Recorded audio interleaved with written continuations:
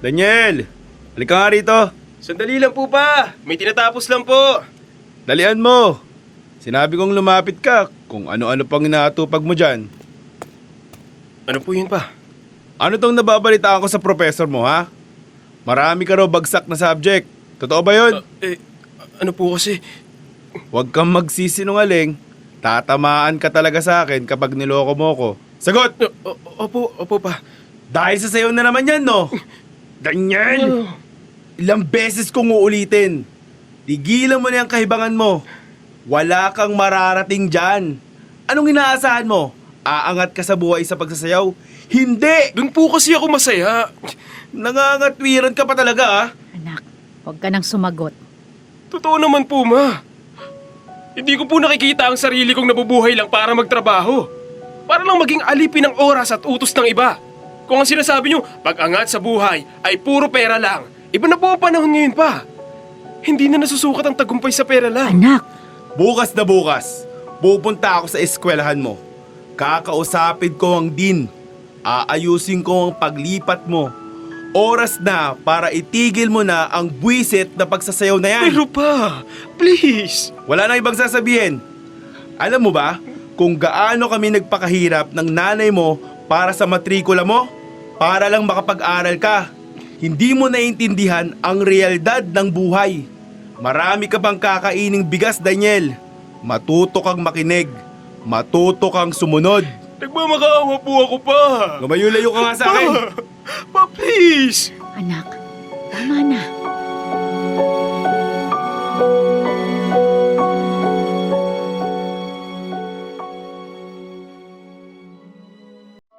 Dear love, ako si Daniel, isang dancer. Mahirap sa aking tanggapin. Napilit akong nilalayo ng tatay ko sa bagay na gustong gusto ko. Kaaminin ko, nagpabayarin ako sa pag-aaral. May mga subjects na ibinagsak, mga klaseng hindi pinasukan, at mga group meetings na ipinagpaliban. Lahat ng yun, kapalit ng oras na ginugol ko sa pagsasayaw. Hindi ko rin naman masisisi ang sarili ko. Dito ako masaya eh. Pero kahit na ganon, wala akong choice. Kailangan kong sumunod sa gusto ng tatay ko. Wala eh. Isa pa rin naman akong palamunin. Isang anak na pilit itinutulak sa mundong hindi ko gustong galawan. Anak na inaasahang makapagtapos sa kolehiyo nang may mataas na parangal. Pero, aanhin ko bang diplomang yun kung balang araw? Alam ko sa sarili ko na hindi ko rin labis na pahahalagahan.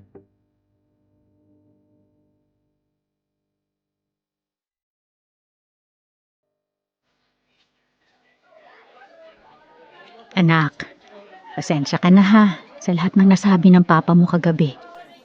Okay lang po, ma. Lagi naman pong ganun si Papa. Lalo na kapag ako nang kausap niya. Anak, sana maintindihan mo. Ginagawa lang niya yun para sa kinabukasan mo. Hindi naman kami magpapakapagod ng papa mo sa trabaho kung ayaw naming mapunta kayo sa maayos na paaralan. Sa mas maayos na buhay. Alam ko naman po yun, ma. Pero masakit lang po talaga na parang hindi niya man lang sinusubukang intindihin kung sino talaga ako. Hindi tulad mo. Na kahit papano, nakikita mo ko. Alam mo ba kung bakit ganun ang papa mo? Nung kasing edad mo siya, wala siyang pagpipilian. Maaga siyang nagtrabaho. Maaga siyang tumigil mangarap para lang makapagtapos. Para lang may maipakain sa pamilya nila. Pero ma, paano naman po ako? Palagi na lang ba niya akong didiktahan? Subukan mo lang muna, anak. Bigyan mo ng pagkakataon. Malay mo, makapagtapos ka. At pagkatapos nun, mas buo ka nang haharap sa pangarap mo. Kasama ang pagsasayaw. Kung yan talaga ang gusto ng puso mo, darating din ang araw na maiintindihan ka ng papa mo. Gusto lang niyang siguraduhin na bago kami tumigil magtrabaho, handa na kayong tumayo sa sarili ninyong mga paa. Opo, ma. Susubukan ko. Salamat, anak, ha. O sige na, baka mahuli ka pa sa klase mo. Mag-iingat po kayo pa uwi. Oo, ikaw din anak ha.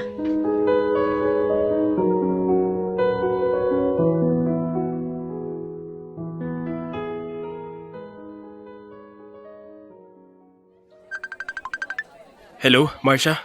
Hoy par! Nasaan ka na? Nasa klase pa ako. Lumabas lang ako ng room para sagutin tong tawag mo. Bakit ka ba napatawag? Grabe ka talaga mag-excuse. Ito na nga. Game ka ba mamaya? May bigla ang performance tayo. Last minute, tumawag yung management.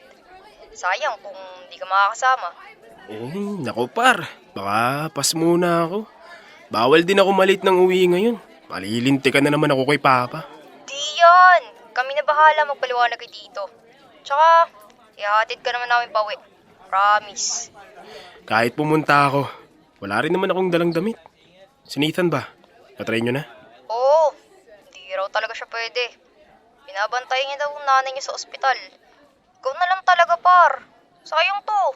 Extra gig din to. Namimiss ka na ng grupo. Sige na nga. Pero saglit lang talaga to ha. Yun! Alam kong di ka tatanggi.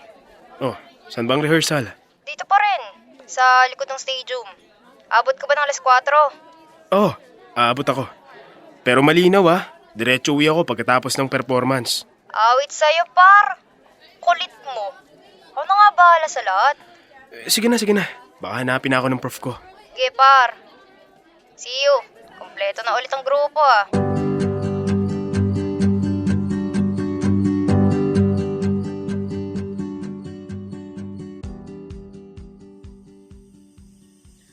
Nasaan na naman yung anak mo? Mag-aalas 12 na. Hindi pa rin umuuwi. Ano to? Siya na ba ang magsasara ng eskwelahan nila? Kanina ko pa nga tinatawagan. Hindi naman nagri-ring ang phone niya. Kunin mo nga yung susi ng sasakyan. Mukhang alam ko na naman kung saan nagpunta yon. Ay, naku Daniel, pasaway ka talagang bata ka. Naku, sana okay ka lang. Mahal, sandali. Ayan na pala si Daniel, oh. Pa, saan po kayo pupunta ng ganitong oras? Ikaw ang dapat kong tanungin. Saan ka nang galing, ha? Ano to? Gwardya ka na ba ng eskwelahan nyo at ikaw ang magsasara? Hello po, tito. Mano po? Kasama mo ba tong anak ko? Opo, tito. Pasensya na po kung late na kami. May biglaang performance po kasi. Last minute po kaming tinawagan. Kulang po kasi kami ng isang member kaya tinawagan ko po si Daniel. Hanggang alin nyo ba guguluhin yung anak ko? Ano? Wala na rin ba kayong mga pangarap sa buhay? Kung ganun, wag nyong idamay si Daniel. Pa, tama na po. Lalo ka na! Sige na par, ako nang bahala dito. Sige, pre. Una na ho ako. Pasensya na po ulit. Gang kailan mo kami gagawin tanga ng mama mo, ha? Hindi ka na nadala. Tapos ano? Bagsak na naman ang mga grades mo? Daniel, hindi ko na alam ang gagawin sa'yo. Hindi ka marunong makinig. Uulitin ko lang, ha? Wala kang mararating sa pagsasayaw na yan. Hindi ka kayang buhayin yan. Ngayon lang naman po ulit ako sumayaw pa. Hindi rin po ako nagpapabaya sa pag-aaral. Pero bakit po ganun? Bakit parang sa mata nyo, wala na agad akong halaga? Wala pa talaga kayong tiwala na may mararating ako sa buhay? Na ako yung tipo ng anak na sana ipinamigay na lang sa iba. Baka sakaling hindi na ako naging pabigat. Ang tigas talaga ng mukha mo. May gana ka pa talaga magsalita ng ganyan? Bakit? Hindi ba totoo? Sa akin lang kayo ganito. Sa pangarap ko lang kayo umaadlang. Sa dalawa kong kapatid. Hindi kayo ganyan kapag gusto nilang tuparin ang gusto nila. Buti pa si Mama. Kaya akong intindihin. Kaya akong suportahan. Pero ikaw, hindi. Daniel.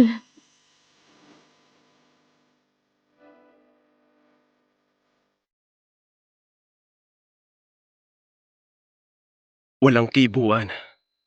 Wala ni isang sorry ang narinig sa pagitan namin ni Papa. Matapos ang gabing yun. Alam ko, naging matigas ako. Naging marahas ang mga salita ko.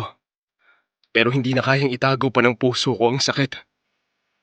Ang bigat na matagal ko nang dinadala. Sana, Balang araw, matanggap ni Papa ang pangarap ko. Nahayaan niyang patunayan kung may mararating ako sa larangang to. Hindi ako tumigil. Hindi ko binitawan ang pangarap ko.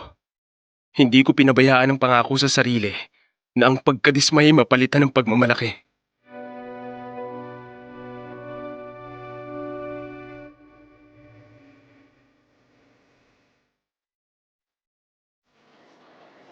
Congratulations, anak! Sa wakas, nakagraduate ka rin. Proud na proud ako sa'yo. Salamat po, Ma.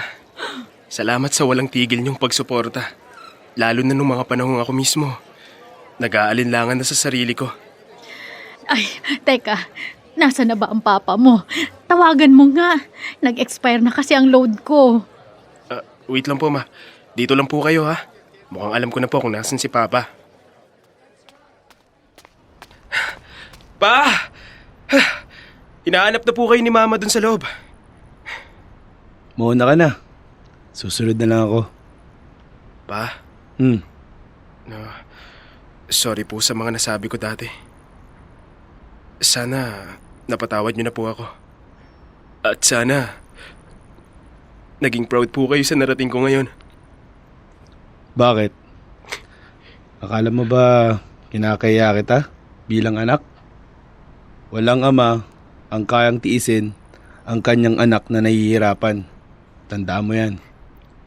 Sobrang higpit niyo po kasi noon. Pakiramdam ko, hindi niyo nakikita ang mga ginagawa kong effort. Akala ko po, wala na kayong tiwala sa akin. Narebeldeng anak lang ang tingin niyo sa akin. Hindi kita kinahihiya noon. Nag-aalala lang ako sa kinabukasan mo. Maintindihan mo rin yan kapag ikaw na ang naging magulang. Pero wag mo munang isipin yon. Ang isipin mo, ang practice nyo para sa susunod yung dance competition. Ha? Paano niyo po nalaman? Eh di sinabi sa akin ng mama mo. Kung di ko lang mahal ang mama mo, baka hindi ko pa siya sinamahan manood nun. Anak, sabi ko naman sa'yo, darating din ang araw na matatanggap ka ng papa mo. Ngayon, wala ka nagdapat ipag-alala. Buong-buo ang suporta namin sa'yo, anak. Bumili na rin pala ako ng ticket. Maraming salamat po. Ma, sa pagtanggap, sa suporta. Mahal na mahal ko po kayong dalawa.